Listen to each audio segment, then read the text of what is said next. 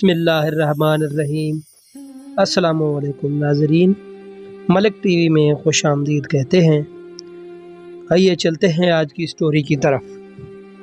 یہ 1950 کے لگ بھگ کا واقعہ ہے۔ ان دنوں ہمارا گھر ایک گاؤں میں تھا، مگر یہ گاؤں شہر کے نزدیک ہی تھا۔ ہمارے برابر والے مکان میں ایک بہت نیک بزرگ رہا کرتے تھے۔ دن رات وہ ذکر الہی میں مگن رہتے۔ مجھے آج بھی ان کی وہ نورانی صورت یاد ہے۔ ان کی سفید داڑھی، سرخ و سفید رنگت، بڑی بڑی گلابی آنکھیں، لمبا قد اور چوڑے شانے، ان کی باروب شخصیت، ہر کوئی مروب ہو جاتا تھا۔ وہ کم ہی لوگوں سے مخاطب ہوتے تھے۔ ہاں، کوئی مصیبت زدہ یا بیمار آ جاتا، تکلیف میں مبتلا ہوتا یا دست سوال دراز کرتا تو اس پر خاص توجہ کرتے تھے۔ محلے میں وہ سید صاحب کے نام سے مشہور تھے۔ سبھی ان کو احترام کرتے، جدھر سے گزرتے لوگ ہٹ جاتے اور ان کو راستہ دے دیتے۔ ان کی ایک بہن تھی، نام نجمہ بی بی تھا۔ ان کی ہمراہ رہتی تھی۔ وہ بھی الگ تھلگ علیحدہ سے زندگی گزار رہی تھی۔ ان کا مکان پرانا علیحدہ لیکن عمدہ بنا ہوا تھا اور اچھی حالت میں تھا۔ 4 کمرے سامنے کی طرف اور ایک کمرہ کبھی دروازے کی جانب سے علیحدہ سے بنایا گیا تھا، وہ بطور مہمان خانے کے استعمال ہو سکتا تھا۔ بڑا سا برآمدہ تھا جو 4 کمروں کے سامنے سے ہوتا ہوا اس آخری کمرے تک جاتا تھا۔ درمیان میں وسیع آنگن تھا جس میں آم، جامن اور نیم کے پیڑ تھے۔ عقبی دروازے کے پاس ایک بیری کا درخت تھا۔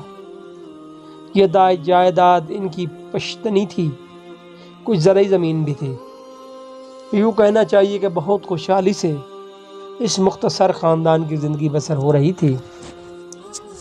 4 برس قبل سید صاحب کے بیٹے کی شادی ہو چکی تھی، مگر ان کی 40 سالہ بہن نجمہ بی بی تاحال غیر شادی شدہ تھیں۔ ان کی شادی کی عمر اب نکل چکی تھی۔ وہ گھر کی دیکھ بھال میں واجبی سی دلچسپی لیتی تھیں۔ زیادہ تر کام کاج ان کی ملازمہ کرتی۔ یہ عورت بھی، جس کا نام سمیرہ تھا، ادھیڑ عمر کی دہلیز کو پار کر چکی تھی۔ سید صاحب کی بہو کا نام آسامیہ بی بی تھا۔ خوش شکل، خوش اخلاق اور سگڑ تھی۔ امور خانہ میں دلچسپی رکھتی۔ جب سے اس گھر میں بیاہ کر آئی تھی، اس نے پوری توجہ اپنے سسر کی اس پرانی حویلی پر مرکوز رکھی تھی۔ تبھی اب گھر میں تازگی اور ایک خوشگوار تبدیلی کا احساس ہوتا تھا۔ سامیہ بی بی مہمان نواز تھی۔ پاس پڑوس سے عورتیں ان کے گھر میں آنے جانے لگی تھیں۔ سارا محلہ ہی سید صاحب کی بہو کے گن گاتا تھا۔ سید صاحب کے بیٹے امتیاز میاں نہایت شریف طبیعت اور کم سخن تھے۔ وہ اپنے کام سے کام رکھتے، صبح سویرے شہر کو ڈیوٹی پر نکلتے، شام تک لوٹتے۔ محلے والوں سے ان سے بہت کوئی شکایت نہ ہوتی۔ جہاں تک نجمہ بی بی کا تعلق تھا، وہ چند مخصوص لوگوں سے میل جول رکھتی تھیں اور ان سے ملنے والیوں ان کے ساتھ خاص قسم کی عقیدت رکھتی تھیں۔ ان کو کواری بی بی کہہ کر بلاتی تھیں۔ یہ عورت اس طرح ان کی گرویدہ تھیں جسے نجمہ بی بی کی مرید ہوں۔ عام طور پر سبھی یہ خیال کرتے تھے کہ وہ اس نیک بی بی سے دم و درود کرانے آتی ہیں۔ تاہم سید صاحب کا چہرہ جس قدر شفاف اور پرنور تھا، اسی قدر ان کی بہن کے چہرے پر بھی رونقی اور پتھریلا پن تھا۔ یہ چہرہ نرمی کے عاری تھا، بلکہ کبھی کبھی تو ایک بے رحمانہ سی خشکی محسوس ہوتی۔ میں جب ان کے گھر جاتی تو وہ سامنے آ جاتی، یہی چاہتا ان سے نظریں چرا لوں۔ بلا وجہ بیزاری محسوس ہوتی تھی۔ مختصر سلام و دعا کے بعد میں ان کی بہو کی طرف چلی جاتی۔ تاہم نجمہ بی بی نے میرے اس رویے کا کبھی برا نہ منایا۔ وہ عمر میں مجھ سے بڑی تھیں تو میں ان کو باجی باجی کہتی تھی۔ ہمیشہ سلام میں پہل میری طرف سے ہوتی۔ حیرت کی بات تھی کہ وہ سلام کے جواب میں زبان سے وعلیکم السلام نہ کہتی، بلکہ سر کے اشارے سے جواب دیتی۔ سید صاحب کے گھر کے پچھواڑے ایک پرانا قبرستان تھا۔ نجمہ بی بی کے کمرے سے نزدیک عقبی دروازے سے یہ قبرستان نظر آتا تھا۔ ان کا معمول تھا کہ جب سید صاحب موجود نہ ہوتے، یہ عبادت میں مصروف ہوتے، وہ یہ دروازہ کھول کر قبرستان چلی جاتی تھیں۔ یہاں ان کے پرکھوں کی بھی قبریں تھیں۔ وہ اکثر دوپہر کو یا مغرب کے باوقت نکلتی تھیں، کبھی کبھار اپنی ملازمہ کے ساتھ، مگر اکثر اکیلی۔ ان کو قبرستان جانے سے ڈر نہیں لگتا تھا۔ کئی بار امی نے حیرانی سے سوال کیا کہ عورت ذات ہو کر یہ یوں اکیلی قبرستان کیوں جاتی ہے؟ اجالے میں سید صاحب کا ڈر رہتا ہے، وہ دیکھ لیتے تو منع کرتے ہیں، تبھی جب موقع ملتا ہے یہ ان سے چوری چھپے جاتی ہیں، اپنے والدین کی قبروں پر فاتحہ پڑھتی ہیں، ان کی روح سے اپنے دکھ سکھ کہتی ہیں۔ دراصل وہ اپنے دل کا بوجھ ہلکا کرنے کو وہاں جاتی ہیں، ورنہ آپ جانتی ہیں کہ تنہائی سہنا آسان نہیں ہوتا۔ ہم کو بڑی بی کی باتیں ٹھیک لگتی تھیں۔ ظاہر ہے کہ ایک ایسی ڈیڑھ عمر کنواری جس کے ساتھ کوئی ہم عمر بات چیت کرنے والا ساتھی نہ ہو، نہ کوئی غم گسار ہو، آخر اس کا دل مضطرب کیوں کر چین پائے۔ ایک روز امی جان سید صاحب کے گھر شب بارات کا حلوہ دینے گئیں۔ سامیہ بی بی خوش دلی سے ملے، شربت سے مدارت کی۔ اماں نے نجمہ بی بی کی خیریت دریافت کی۔ اس پر سامیہ بی بی کچھ پریشان دکھائی دیں۔ بامشکل کہا کہ اپنے کمرے میں ہیں، ان کی طبیعت ٹھیک نہیں ہے۔ امی کو عیادت کی خاطر دھوپ میں سارا آنگن پار کرنا پڑا، لہذا یہ سوچ کر کہ وہ نجمہ کی طرف نہ گئیں کہ کیا خبر، سو رہی ہوں یا آرام کر رہی ہوں۔ گھر کے کونے میں بنے الگ تھلگ کمرے میں اڑوس پڑوس کا شور سنائی نہ دیتا تھا، تبھی انہوں نے اس میں رہنا پسند کیا تھا تاکہ عبادت میں باہر کے شور و غل سے خلل واقع نہ ہو۔ سب یہی سمجھتے تھے کہ وہ تنہائی میں کمرہ بند کر کے اپنا وقت عبادت میں گزارتی ہیں۔ گھر میں ان دنوں وہ اپنی بھابھی سے بھی کم بات کرتی تھیں۔ بند کمرے میں ان کی عبادت کا دورانیہ گویا بڑھتا جاتا تھا۔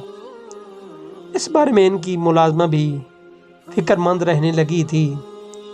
سید صاحب پھر بھائی تھے، ان کو بھی فکر ہوئی کہ بہن پورا دن دسترخوان پر بھی دکھائی نہیں دیتی۔ وہ اسی فکر میں تھے کہ ایک رات ان کو عقبی دروازے کے بند ہونے کی آہٹ محسوس ہوئی۔ صحن میں نکلے، نصف شب کا وقت تھا کہ ان کی بہن جو خاندانی علمیت کے سبب گاؤں بھر میں عابدہ اور زاہدہ مشہور تھی، عقبی دروازے کے پاس کھڑی تھی، جیسے وہ بھی داخل ہوئی ہو اور دروازہ بند کیا۔ لیکن دیوار کی ادھر تو قبرستان تھا۔ آدھی رات کو اس طرف جانے کا نجمہ کا کیا ارادہ؟ وہ بہن پر کسی قسم کے شک و شبے سے گریزاں رہے اور بغیر اس کو کچھ کہے دوبارہ اپنے کمرے میں جا کر نوافل پڑھنے میں مصروف ہو گئے۔ تاہم ان کا کوہ ٹوہ لگی جب اگلی رات بھی انہوں نے اس قسم کا کھٹکا سنا۔ انہیں گریز لگ گئی کہ نجمہ کس قسم کی عبادت کر رہی ہے۔ چند روز وہ بہن کی عبادت کی نوعیت کو نہ سمجھ سکے۔ بالآخر ان کو شک ہو گیا کہ نجمہ رات کو عقبی دروازے سے باہر جاتی ہے۔ تب انہوں نے سراغ لگا ہی لیا کہ ان کی بہن اللہ کی عبادت نہیں کر رہی بلکہ کسی اور مقصد سے رات کو باہر جاتی ہے۔ اب وہ اس کی طاق میں رہنے لگے۔ ایک رات جب عبادت سے اٹھے، کیا دیکھا کہ بہن کمرے میں موجود نہیں ہے۔ وہ عقبی دروازے کی طرف گئے جو کہ بند تھا، آہستہ سے پٹ کھولے، باہر نکلے اور قبرستان کی طرف چل دیے۔ حیرت کی انتہا نہ رہی کہ ان کی بہن ایک چھوٹی سی تازہ قبر کے پاس موجود ہے جو سرانے سے کھلی ہوئی ہے۔ خدا جانے وہ اس وقت کیا کر رہی تھی، مگر سید صاحب جان گئے کہ کم از کم عبادت نہیں کر رہی بلکہ کسی غلط عمل میں مشغول ہے۔ عبادت کے پردے میں ان کو بہن کی چلا کشی کا راز سمجھ میں آ گیا۔ وہ بہت زیادہ ہوشیار اور محتاط ہو گئے، تہیہ کر لیا کہ نجمہ بی بی کو اس معصیت سے روکیں گے۔ اس وقت تو الٹے قدموں گھر لوٹ آئے، لیکن اگلے روز اشاروں کناروں سے بشیرہ سے کہا کہ وہ اس راستے پر چلنا ترک کر دے۔ بزرگوں کی اولاد کو برا دنیا اور بدفعال سے کیا سروکار، صرف اللہ تعالی واحد لا شریک عبادت کے لائق ہے۔ اگر کسی اور جانب ذہن رجوع ہو گیا ہے تو یہ استغفار کر لے۔ شیطان کی پسندیدہ رستوں پر چلنا ان جیسے خدا کے عاجز بندوں کو ہرگز زیب نہیں دیتا۔ بہن نے بھائی کی اس نصیحت کا کوئی جواب نہ دیا۔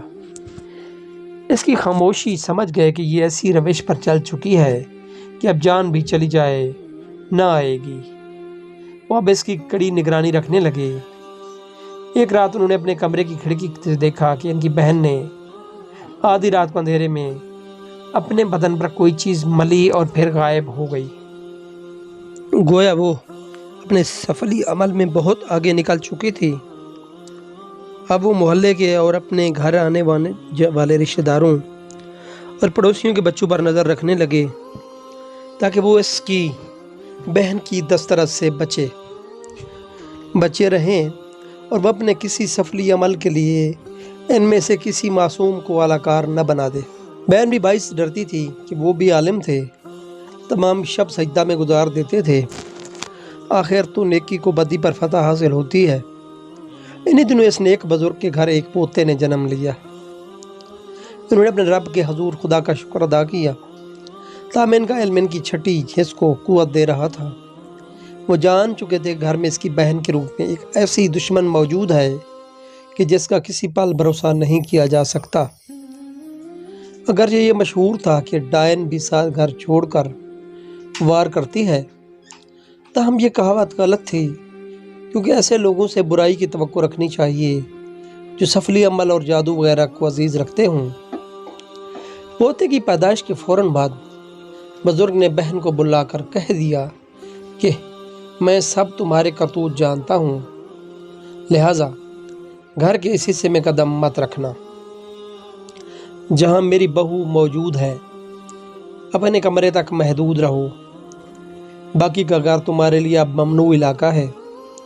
اس پر نجمہ ہاتھ باندھ کر بولی، بھائی صاحب اللہ اللہ کریں، کیسی بات کرتے ہیں، میں تمہاری بہن ہوں۔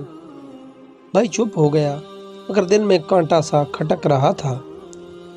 اعتبار اس پر نہیں تھا کہ اب وہ شیطان کی چپکلی بن چکی تھی، لہذا یہ بزرگ دن رات اپنی بہو اور نوازیدہ بتے پوتے کی حفاظت کی خاطر ان کے کمرے کے ارد گرد رہنے لگے اور زچہ و بچہ پر دم و درود اور آیات کو پھونکتے رہتے۔ رات پر بھر جاگ کر گویا بہن پر پردہ پہرا دیتے تھے۔ ابھی سامیہ بی بی چھلے میں تھی کہ ایک رات بزرگ کی آنکھ لگ گئی۔ نجمہ گویا تاگ میں تھی، وہ ادھر کو لپکی جدھر اس کی بھابھی کا کمرہ تھا۔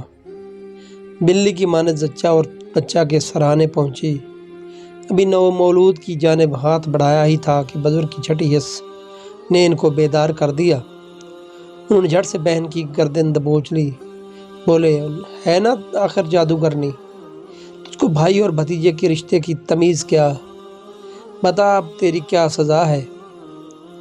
ان کی گرفت نجمہ کی گردن پر اس قدر مضبوط تھی کہ وہ کرب سے نیم جان ہو گئی، مگر انہوں نے تلاوت ترک نہ کی۔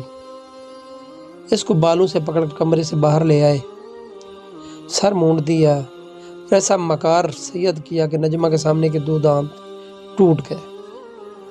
اتنے میں آواز ہونے پر ملازمہ خیر النساء اٹھ گئی اور ہائے ہائے کرتی باہر آئی۔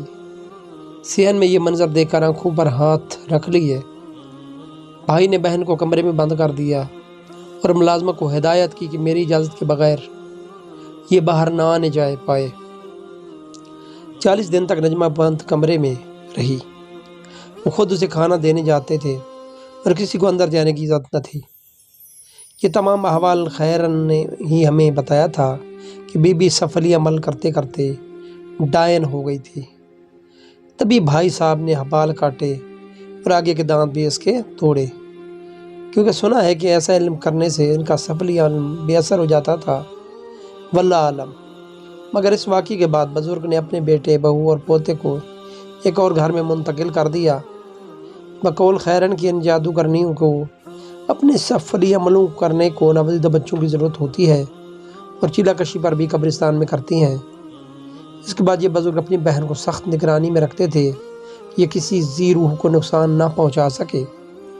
آج بھی یقین نہیں آتا کہ نجمہ جادوگرنی ہے۔